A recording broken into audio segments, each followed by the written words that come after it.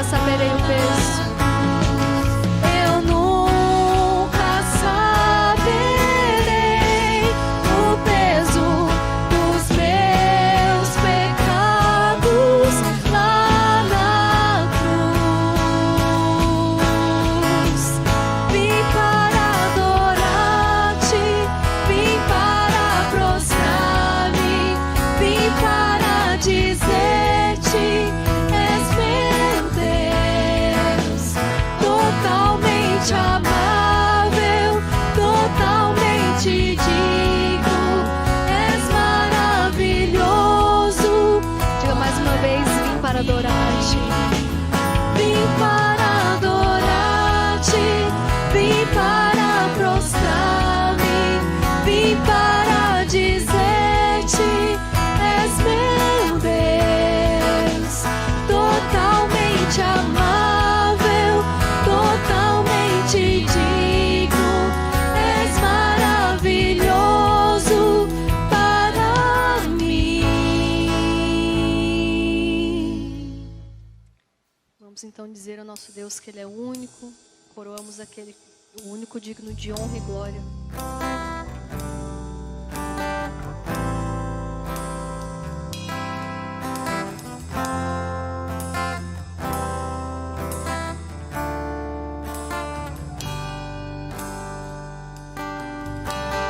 Único que é digno de receber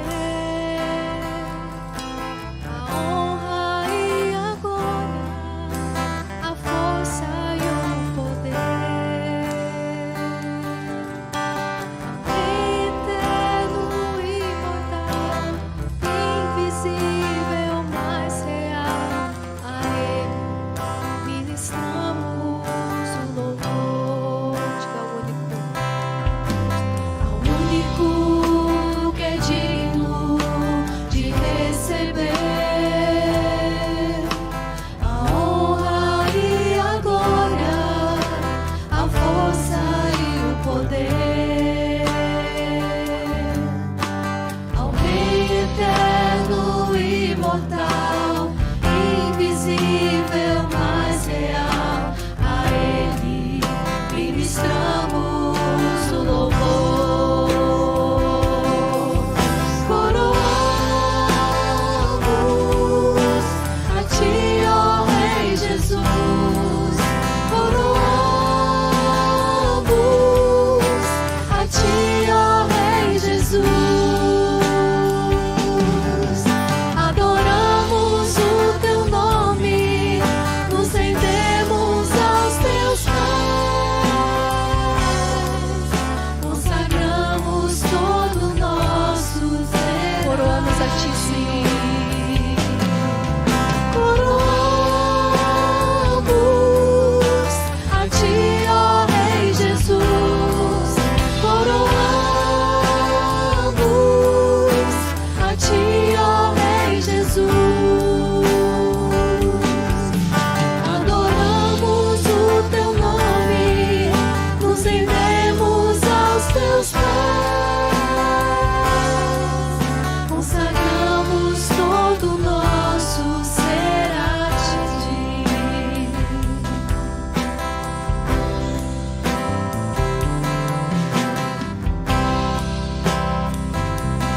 Digno de honra e louvores,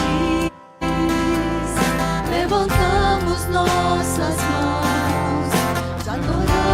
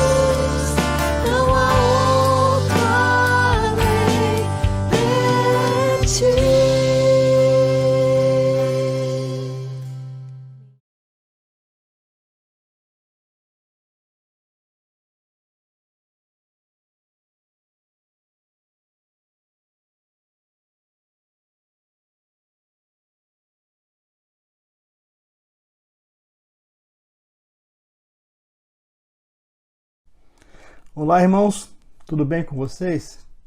Falar de sofrimento atualmente fugiu do vocabulário dos cristãos. Igrejas ditas evangélicas, elas têm ensinado a seus membros que devem determinar as bênçãos e vitórias.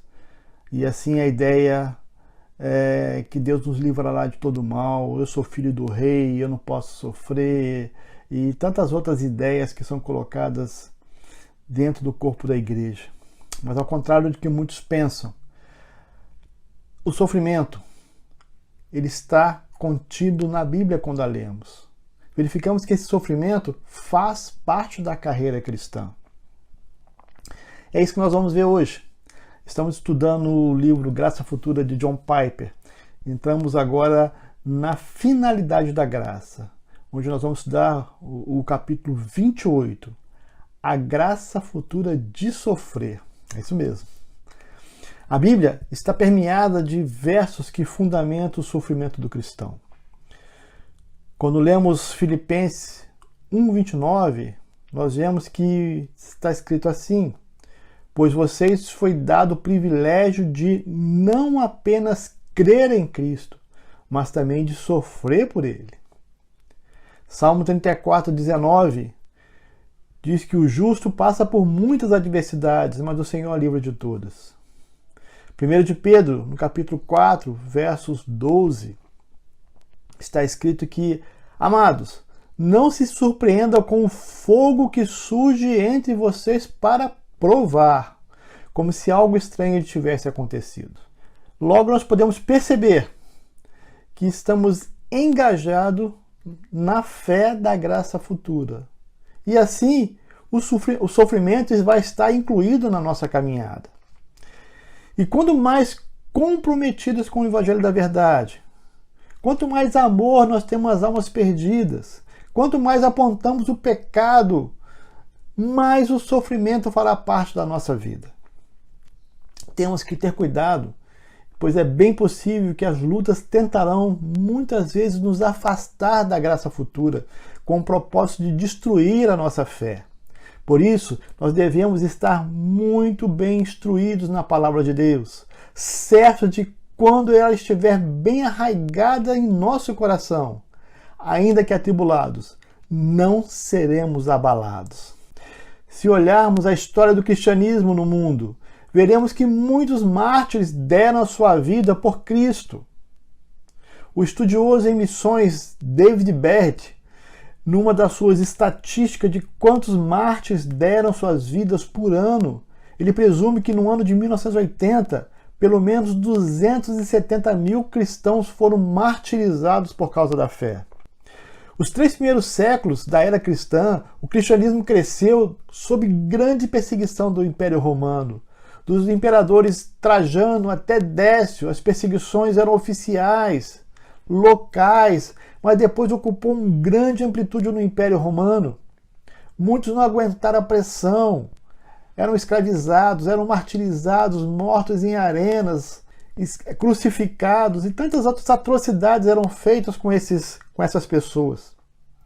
E muitos não aguentaram essa pressão, abandonaram a fé. Esses eram reconhecidos como lápis. Porém, queridos, muitos foram firmes e aguentaram até o final, sofreram martírio, mas não se entregaram. Quando abrimos Apocalipse no capítulo 6, versos 11, nós lemos assim: então cada um deles recebeu uma veste branca, e lhe foi dito que esperasse um pouco mais, até que se completasse o número dos seus conservos e irmãos, que deveriam ser mortos com eles. Irmãos, em Cristo o sofrimento cumpre um propósito. O martírio nunca foi acidental, nem uma derrota por causa de Cristo. Ao contrário, na soberania de Deus, Ele sabe o número dos mártires que enfrentarão a morte. Eles já foram determinados e essas pessoas exercem um papel importantíssimo, tanto na implantação quanto no estabelecimento da igreja.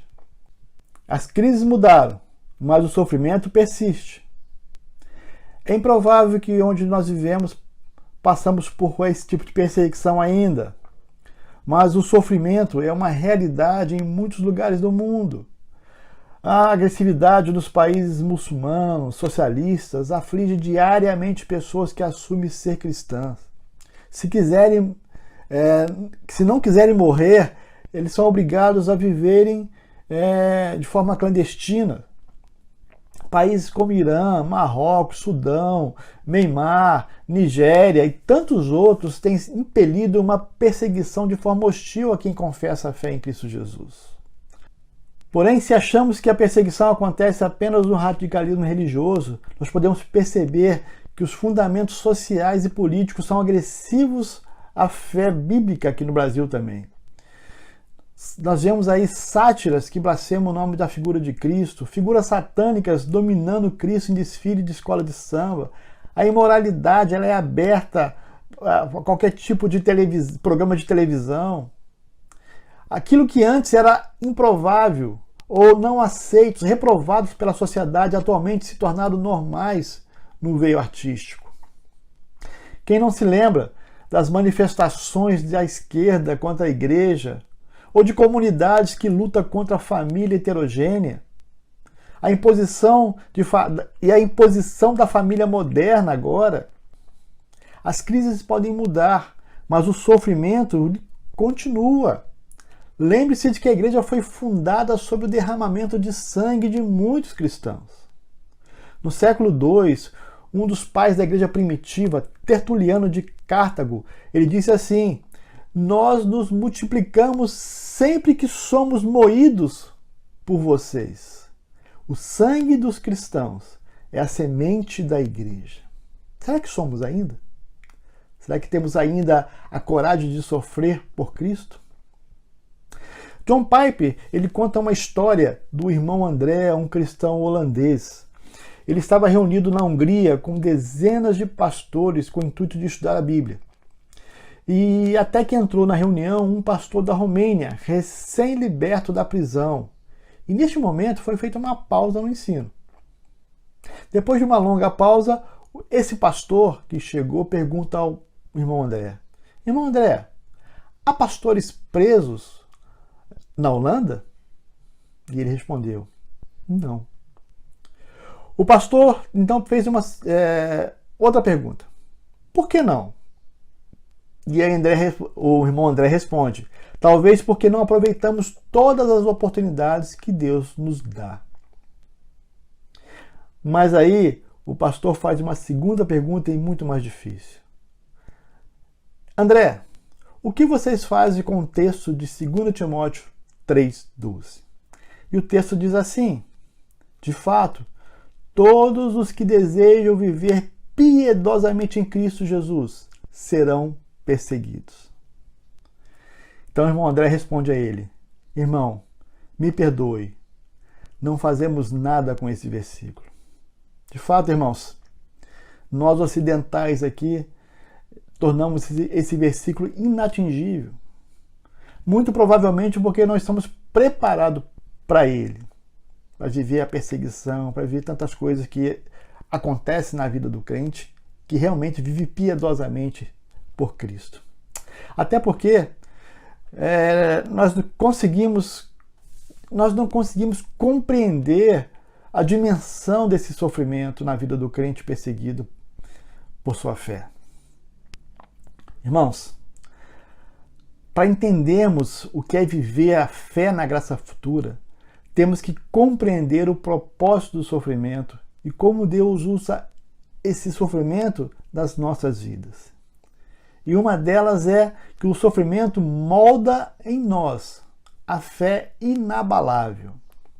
Sim, quando passamos por sofrimento, Deus está moldando em nós uma fé inabalável. Usando a analogia aí de um atleta que quanto mais ele se exercita, quanto mais ele chega nos seus limites, mais forte ele está para a competição. É assim que deve ser o sofrimento na vida do cristão. Olha o que está escrito lá em Tiago, no capítulo 1, versos 2 e 3.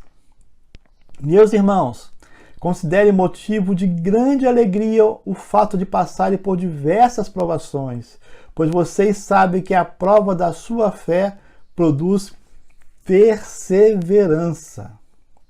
Quando o Senhor nos faz passar por grande sofrimento, quando a nossa fé é testada, teremos maior capacidade de perseverar na tribulação.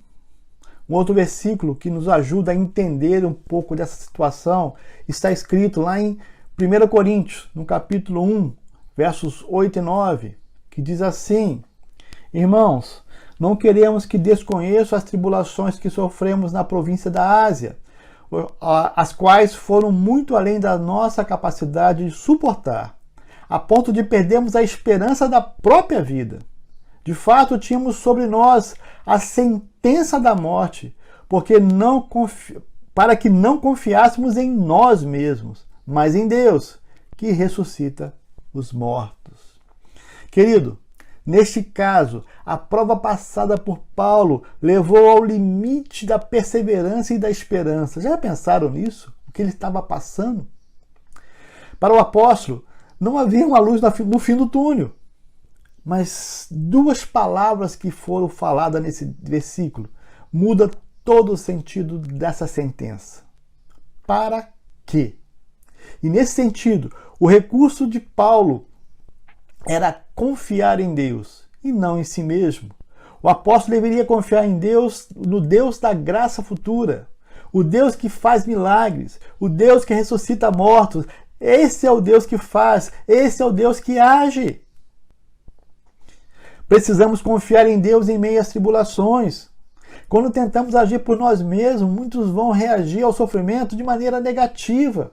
E ao invés de fortalecer a fé que deveria ser edificada, essas pessoas se despedaçam a ponto de desistir da fé. Caso você pense que o sofrimento não faz sentido, ou que isso faz parte de uma teologia cruel, de um Deus que não está no controle das coisas, cuidado! Pois quando surgirem as lutas, elas podem nos afastar de Deus. Precisamos aprender, irmãos, a confiar mais em Deus e naquilo que Ele pode fazer por nós. É Ele que age sobre as nossas vidas. Mas quais são os efeitos desse sofrimento na vida do crente? Olhemos para o texto de Romanos, no capítulo 5, os versos 3 e 4, que diz assim: E não só isso, mas também nos gloriamos nas tribulações, porque sabemos que a tribulação produz perseverança, a perseverança é um caráter aprovado, e o caráter aprovado, esperança. Irmãos, nós podemos verificar pelo menos 3 efeitos aqui. Em primeiro lugar, o sofrimento produz em nós perseverança. São nas tribulações que vamos experimentar da profundidade da nossa fé, perceber a justiça do nosso Deus. Irmãos, persistir significa ser constantes, permanecer ainda que as lutas sejam imensas. E quando perseveramos nisso, vem o segundo efeito. Uma vez perseverante com a fé na graça futura, uma vez testados na tribulação, seremos aprovados. Ter um caráter aprovado aqui traz a ideia de como um ouro que passa pelo fogo para ser refinado. E ali nós temos o melhor deste ouro. Não há aprovação sem provação, irmãos. Em terceiro lugar, já perseverantes diante do sofrimento, já testados e aprovados, o produto dessas ações nos deixará confiante na esperança. É no desafio das lutas que somos testados em nossa fé na graça futura, e essa fé não será abalada, pelo contrário, a nossa esperança daquilo que Cristo vai fazer por nós, ela vai estar cada dia mais completa, satisfeita em Cristo. O sofrimento também exalta a excelência de Cristo. Sim, há propósito no sofrimento do crente, para nós vermos o poder de Deus sendo exaltado em nós. Pois é nele que encontramos, irmãos, forças que sequer imaginamos que tínhamos, para que o nome do Senhor seja exaltado. Paulo é um bom exemplo disso. Quando ele sentiu que havia algo que o machucava, um espinho na carne, ele clama para Deus 3 vezes, para que retirasse esse mal dele. E olha a resposta de Deus. Está lá em 2 Coríntios, no capítulo 12, verso 9, na parte B. O Senhor diz assim para ele: a minha graça é suficiente para você, pois o meu poder se aperfeiçoa na fraqueza. Quando achamos, irmãos, que somos autossuficientes, quando pensamos que podemos resolver todas as coisas sozinhos, acabamos buscando glória para nós e tiramos a glória de Cristo. E não é isso que o Senhor espera dos seus filhos. Precisamos reconhecer a nossa dependência. É Ele que nos encherá da sua graça para suportarmos todo esse sofrimento. Sabe a posição de Paulo diante da resposta de Deus?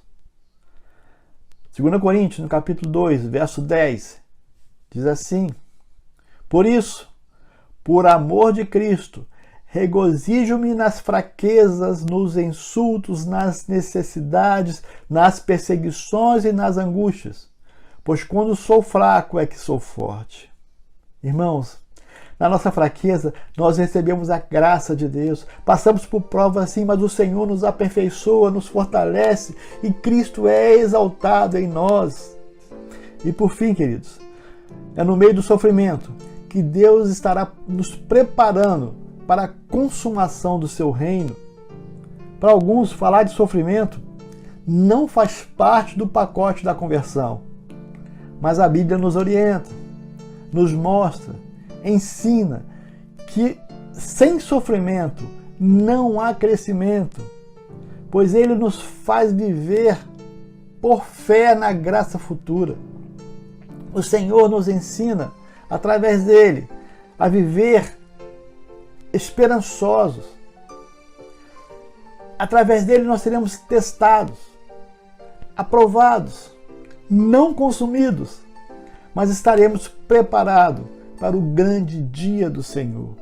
Queridos, se você passa por lutas, se você passa por dificuldades, creia que o Senhor está nessa história, na sua história, mudando, moldando e preparando a sua vida para o que Ele tem para nós.